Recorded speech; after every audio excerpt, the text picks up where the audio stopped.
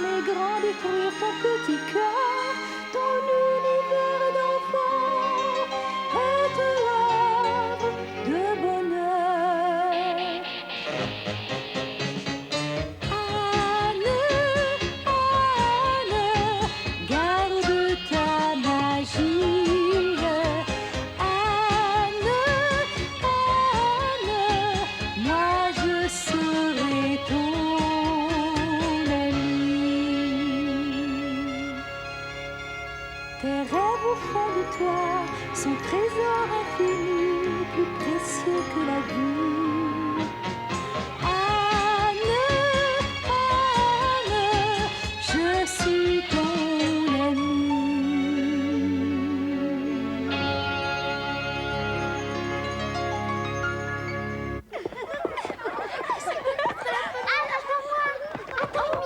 Je suis d'accord pour jouer au défi, mais si on ne fait rien de dangereux. Tu n'as pas à t'inquiéter, Diana. Le défi n'est plus un jeu réservé aux garçons maintenant.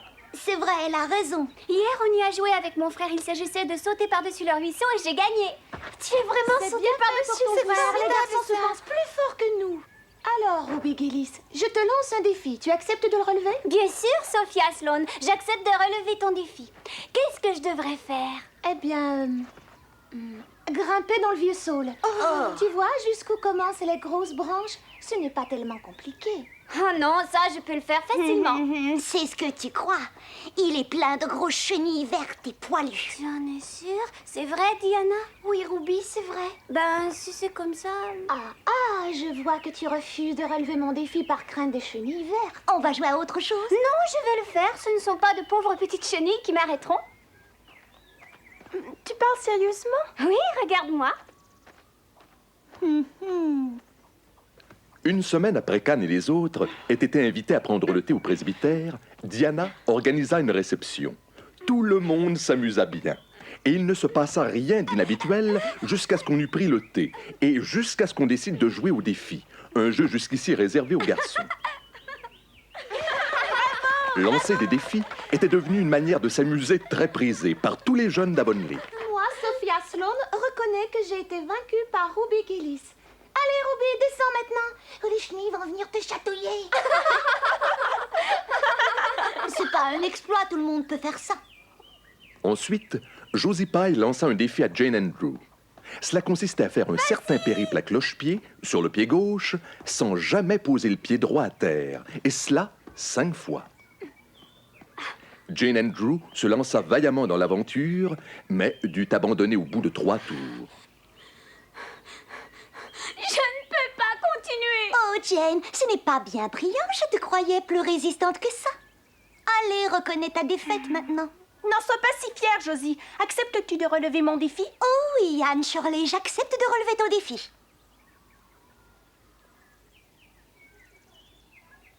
Je te défie donc, Josie Pye, de marcher sur cette clôture de bois d'où tu es jusqu'à moi.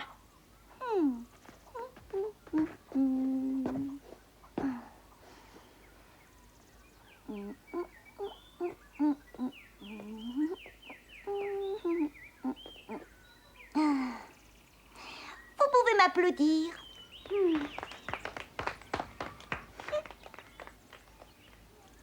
Anne, tu admets ta défaite, n'est-il pas vrai? Oui, bien sûr, mais je ne crois pas que ce soit un exploit de marcher sur une clôture aussi basse. J'ai connu une fille à Marysville qui pouvait marcher sur le faîte d'un toit. Je ne te crois pas. Il n'y a personne qui puisse marcher sur un toit. Même toi, tu n'en serais pas capable. C'est ce que tu crois, ma vieille. Alors grimpe sur le toit de la maison de Madame Barry et marche tout le long du faîte, Anne Shirley. Oh, si tu refuses, il faudra que tu avoues ta défaite. Je défie Anne Shirley. C'est trop dur, Josie. Oh, ne le fais pas, Anne.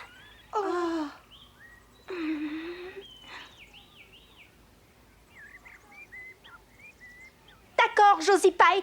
J'accepte de relever ton défi. Je marcherai sur le faîte du toit. Ne le fais pas, Anne, je t'en supplie.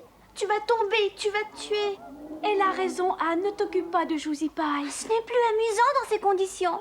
Mon honneur est en jeu. Je marcherai sur ce toit même si je dois en périr. Mais c'est de la folie, Anne. Sans doute, mais je préfère mourir en glissant du toit que de mourir de honte, Diana. Et au cas où je mourrais, en souvenir de moi, porte mon anneau avec des perles. Anne! Josie! Vas-y, retire ton défi tout de suite. Je ne retire rien du tout. Elle ne le fera pas de toute façon. Je suis sûre qu'elle va vite redescendre. Elle cause, c'est tout ce qu'elle sait faire. Anne. Non, il faut que je le fasse. Non, Anne. Rien ne t'y oblige.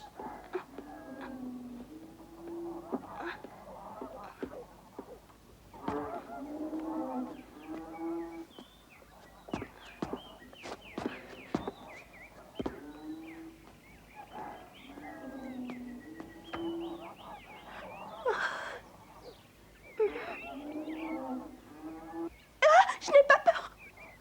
Je n'ai pas peur. Je n'ai pas peur. Je ne suis pas nerveuse. Je ne suis pas nerveuse.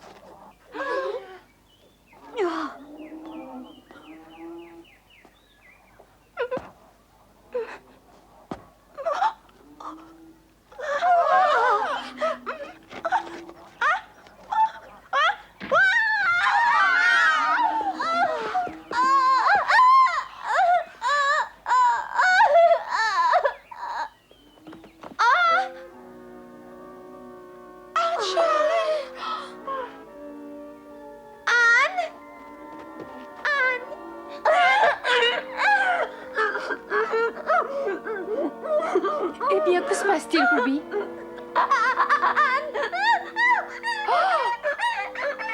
Anne, dis quelque chose.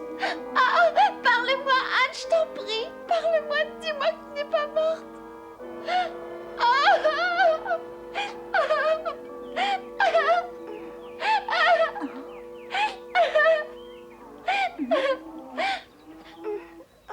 Anne, tu es vivante.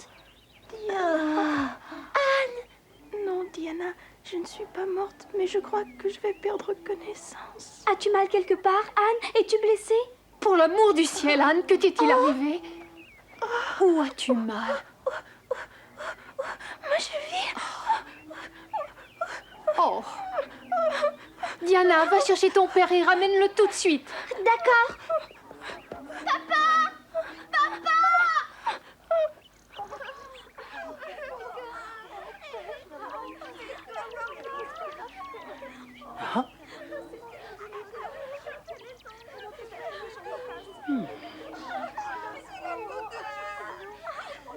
Oh, mon Dieu, qu'y a-t-il?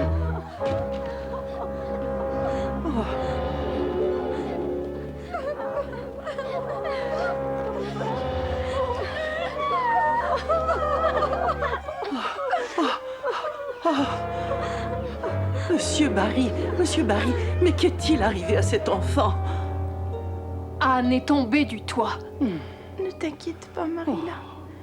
Je marchais sur le fait du toit et je suis tombée. Je me suis foulée la cheville. Oh, tombé du toit? Marilla, j'aurais pu me briser le cou dans ma chute, tu sais. Il faut toujours voir le bon côté des Anne, choses. j'aurais bien dû me douter que tu commettrais une bêtise en allant à cette réception. Voulez-vous la porter dans la maison, Monsieur Barry? Je vais envoyer Matthew chercher le docteur tout de suite. Faites vite, je vous en prie, cette pauvre petite s'est évanouie.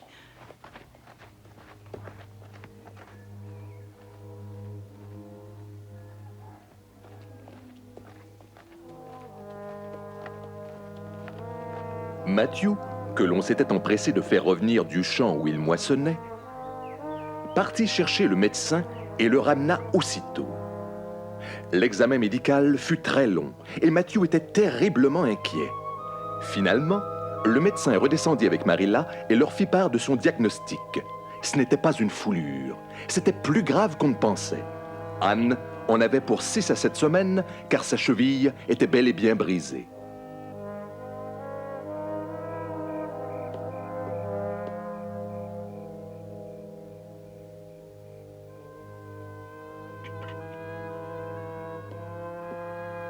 Marilla passa toute la nuit au chevet de Anne. Elle se souvint de la façon dont elle avait dévalé la colline lorsqu'elle avait vu Anne dans les bras de M. Barry. Elle prit alors conscience de quelque chose qui lui fit l'effet d'une révélation. L'inquiétude qui l'avait assaillie au plus profond d'elle-même lui révéla tout ce qu'Anne représentait pour elle maintenant. Anne lui était devenue l'être le plus précieux au monde. Marilla, Oh, tu es réveillée, Anne.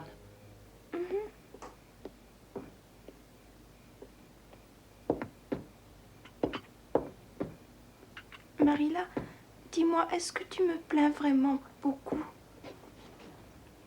Tout cela est de ta faute, Anne. C'est précisément pour cela que tu devrais me plaindre, Marilla. Parce que la pensée que c'est uniquement ma faute rend la chose très dure à supporter. Si seulement je pouvais rejeter le blâme sur n'importe qui d'autre, je me sentirais sans doute bien mieux. Mais toi, Marilla, qu'aurais-tu fait si quelqu'un t'avait défié de marcher sur un toit? Je serais restée tranquillement sur le plancher des vaches et j'aurais laissé ce quelqu'un mariner dans son défi. C'était tellement absurde. Oui. Mais tu as une telle force de caractère, Marilla, que je t'envie souvent car je ne l'ai pas. Si j'ai relevé ce défi, c'est que je ne pouvais tout simplement pas affronter le mépris de Josie Pye. Elle m'aurait narguée toute ma vie à cause de ça. Et maintenant, tu es bien avancée. Crois-tu que Josie Pye t'admirera pour autant? J'ai déjà été assez punie comme ça, Marilla. Ne me retourne pas le couteau dans la plaie, je t'en prie. Ce n'est pas si agréable que ça de s'évanouir, tu sais. C'est beaucoup moins romantique que dans les livres. Et le médecin m'a fait terriblement mal quand il a réduit ma fracture. Et en plus, il a dit que j'en avais pour 6 à 7 semaines à ne pas pouvoir me déplacer. Je vais manquer les débuts de la nouvelle maîtresse. Elle n'aura plus rien de nouveau quand je retournerai à l'école. Tous les autres y seront habitués. Et Gilles, tout le monde va me dépasser à l'école. Oh, je suis une pauvre mortelle bien affligée. Mais je parviendrai à supporter cette dure épreuve avec courage. Si tu n'es pas fâchée contre moi, Marilla, ça vois-tu, je ne supporterai pas. Mais non, Anne, je ne suis pas fâchée contre toi. Tu n'as pas de chance, ma pauvre petite fille, cela ne fait pas de doute. Mais comme tu le dis si bien, c'est toi la première victime de cette histoire ridicule. Allons, maintenant il faut que tu manges si tu veux guérir vite.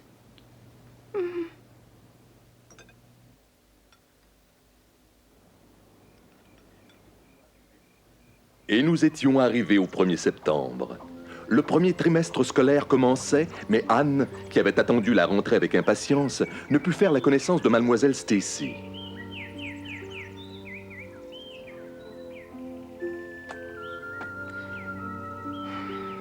Anne essayait d'imaginer la nouvelle institutrice.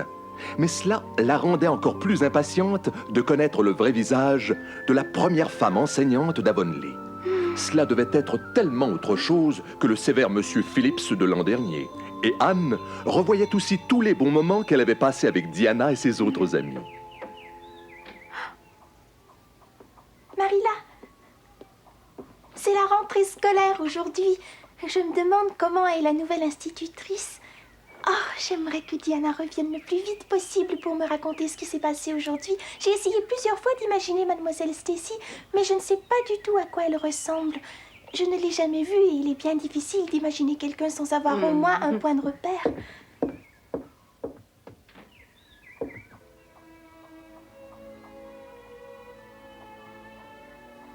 Au revoir, je vais enfin à l'école. Ne fais pas de bêtises, Anne. Et quoi qu'il arrive, garde ton sang-froid. Ne t'inquiète pas. Au revoir, Reine des Neiges. Je vais à l'école. Ne cours pas comme ça, sinon tu vas tomber. D'accord, Marilla. Oh! La la la la la la la la la. Marilla se souvenait de ce même jour, l'année dernière, où Anne, pour la première fois, se rendait à l'école d'Avonlea. Anne, Diana vient prendre de tes nouvelles. Tu peux monter, Diana, elle est au lit. Merci, mademoiselle Cuthbert. Je peux entrer, Anne? Oui, bien sûr, dépêche-toi. Alors, comment est mademoiselle Stacy? Une petite minute, laisse-moi m'asseoir. Alors, Anne, comment vas-tu? Comment veux-tu que j'aille? L'ennui me tue plus sûrement que la maladie. Mais je suis là, comme tous les jours depuis ton accident. Oui, merci, Diana. Alors, dis-moi, comment est mademoiselle Stacy? Est-elle jeune? Est-elle jolie? C'est une très gentille jeune femme. Oh, ça me rassure. Mais gentille, ne me la décris pas. Je veux savoir, comment sont ses cheveux d'abord? Elle est blonde et frisée. Et ses yeux? Elle a des yeux bleus très clairs. Et comment est-elle habillée? Elle s'habille très bien. Et ses manches bouffantes sont les plus bouffantes de toutes celles qu'on a vues à Avonlea. Ah, c'est une femme de goût. Et elle est douce et bonne? Ah oui, elle est très gentille. C'est une femme vive et qui a de l'esprit. Je me demande dans combien de temps je pourrai la voir. Tu sais, je lui ai parlé de toi, Anne. Tu veux savoir ce que je lui ai dit? Quoi? Ma meilleure amie Anne Shirley sera absente le temps qu'il lui faudra pour guérir de sa fracture. Et qu'est-ce que mademoiselle Stacy a dit? Elle a dit, dites-lui de ma part de prendre bien soin d'elle. C'est gentil, non? Oh oui, je te remercie, Diana. Tu sais, j'ai une surprise pour toi aujourd'hui. Je n'irai pas la voir parce que je ne veux pas avoir l'air de venir lui faire des excuses. Je n'irai pas. Alors pourquoi es-tu venue jusqu'ici? Tu n'avais qu'à rester chez toi. Pourquoi es-tu si obstinée? Tu regrettes quand même? Si tu ne l'avais pas défiée, jamais Anne ne serait tombée du toit. C'est vrai. Mais c'est elle qui a dit qu'elle pouvait le faire, bien qu'elle en soit absolument incapable. Donc c'est sa faute. Ah, tu exagères. La dernière fois que je suis venue la voir, Anne a admis qu'elle était la seule responsable de ce qui lui était arrivé. Mais avoue qu'elle n'a pas encore eu l'occasion de te le dire. Alors j'ai dit à mademoiselle... Oui? Bonjour, nous pouvons entrer, Anne? Oh, Ruby, Jane, Sophia. Tu as l'air en forme, Anne. Tu es là aussi, Tilly? Ça fait 3 jours que je ne t'ai vue. Et Josie? C'est très gentil à toi d'être venue, tu sais, Josie. Anne Shirley, je suis désolée de ce qui t'est arrivé, mais... Tu ne vas pas recommencer. Tu sais, Josie, je ne t'en veux pas parce que c'est autant ma faute que la tienne. Alors, oublions tout ça, veux-tu? Serrons-nous la main et redevenons amis. Je ne vois pas pourquoi tu m'en voudrais, en fin de compte. Ça suffit, allons, serrez-vous la main. Très bien, je te pardonne, Josie.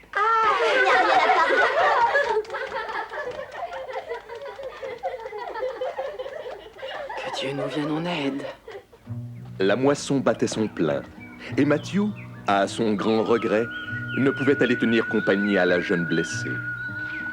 Il devait passer tout son temps au champ, malgré son inquiétude pour elle. Marilla, comme toujours, travaillait très fort dans la maison. Non seulement Anne ne l'aidait plus, mais elle devait s'occuper d'elle, ce qu'elle faisait de bon cœur et sans jamais rechigner, car à présent, Anne faisait partie de sa vie. Ayant terminé la moisson d'avoine, Matthew alla chercher la carriole qu'il avait fait réparer au village et ramena avec lui quelqu'un dont la visite serait une surprise à la maison. Et pour Anne en particulier. En effet, l'élégante jeune femme qui était à ses côtés n'était nulle autre que la nouvelle institutrice, mademoiselle Stacy. Elle répondait tout à fait à la description que Diana en avait faite à Anne. Matthew, toujours aussi mal à l'aise avec les femmes, ne répondait à son bavardage que par quelques rares monosyllabes. Je vous remercie, monsieur Cuthbert. Oh, de rien. Entrez. Comment allez-vous? Vous êtes mademoiselle Cuthbert, je suppose. Je suis la nouvelle institutrice de l'école d'Avonlea. Oh, mademoiselle Stacy. Oui, c'est cela. Je suis désolée de vous faire une visite impromptue, mais je suis venue prendre des nouvelles de Anne. Les autres enfants en ont parlé. Ils avaient hâte. Marilla, écoute, je viens de composer une belle poésie. Ça commence de cette façon. 3 ans déjà que je suis au lit, 3 ans déjà que je m'y ennuie. Soleil, viens chercher ton ami. Je sais que ça ne fait que 3 semaines, mais c'est bien plus romantique comme ça. Bonjour, ma petite Anne Shirley. Je suis... Mademoiselle Muriel Stacy. En effet, comment l'as-tu deviné? Comment te sens-tu? Tout à fait, Lady Cordelia. Pardon? Oh, merci beaucoup, je vais très bien, mademoiselle Stacy, sauf pour ma cheville, bien sûr. Tu sembles t'ennuyer à mourir. Tu restes toujours au lit comme ça? Oui, presque toujours. Bon. Eh bien, pour changer, nous allons bavarder près de cette fenêtre, Anne. Ah, voilà. Tu seras très bien là. Tu aimes la poésie, Anne? Oh, oui. Alors, nous allons réciter des poèmes ensemble. À quoi as-tu pensé de ramener mademoiselle Stacy avec toi sans m'avertir? Mais c'est mademoiselle Stacy qui a voulu profiter de la carriole. J'ai oublié de la remercier. C'est ta faute, Matthew. Mon Dieu, je n'ai rien à lui offrir. Puisque je ne savais pas qu'elle venait, je n'ai rien préparé. Ma fille, laisse là ton aiguille et ta laine. Le maître va rentrer sur la table de chêne aux plis étincelants. Mets la faïence claire et les verres brillants. Dans la coupe arrondie à l'anse en col de cygne, pose les fruits choisis sur des feuilles de vigne. les pêches que recouvre un velours vierge encore, et des lourds raisins bleus mêlés aux raisins d'or, que le pain bien coupé remplisse les corbeilles, et puis ferme la porte et chasse les abeilles. Dehors le soleil brûle et la muraille cuit, rapprochant les volets, faisant presque la nuit, afin qu'ainsi la salle aux ténèbres plongée. Anne était complètement subjuguée par mademoiselle Stacy et bien décidée à guérir au plus vite et à retourner à l'école. Et un jour, enfin, après avoir examiné sa jambe, le docteur lui dit: Tout va bien. Cette cheville est en bonne voie de guérison, ma petite fille. Tu vas pouvoir t'entraîner à marcher petit à petit.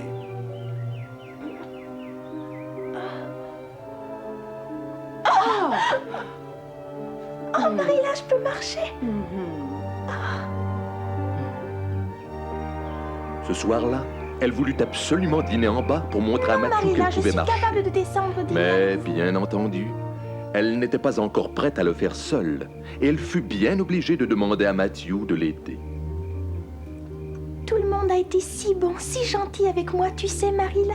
Ce n'est pas très agréable de rester au lit, mais il y a un bon côté à la chose, vois-tu. On découvre qu'on a plus d'amis qu'on croyait. Tout le monde vient nous voir, nous apporte des fleurs et des tas de douceur. Ils essaient tous de nous distraire. C'est très romantique de se faire plaindre, mais il ne faut pas non plus que ça dure trop longtemps. Le temps est long entre les visites.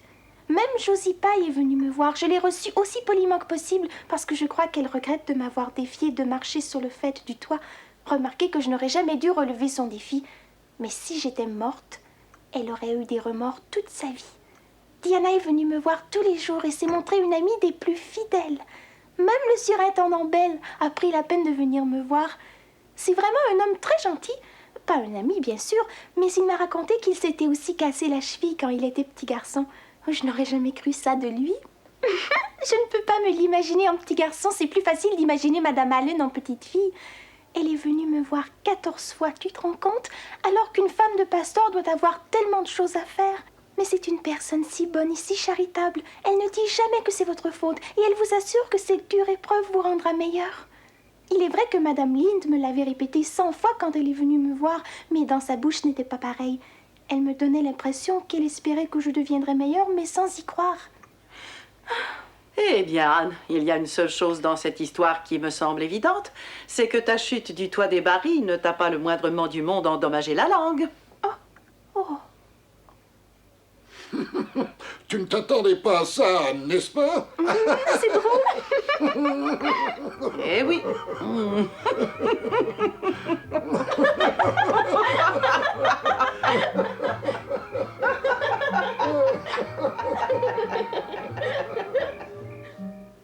Le lendemain et les jours suivants, Diana ne rendit pas visite à Anne. Celle-ci s'inquiétait beaucoup de sa petite amie et craignait qu'il ne lui soit arrivé malheur. Pourquoi Diana ne venait-elle pas la voir? C'est ce que vous saurez la prochaine fois.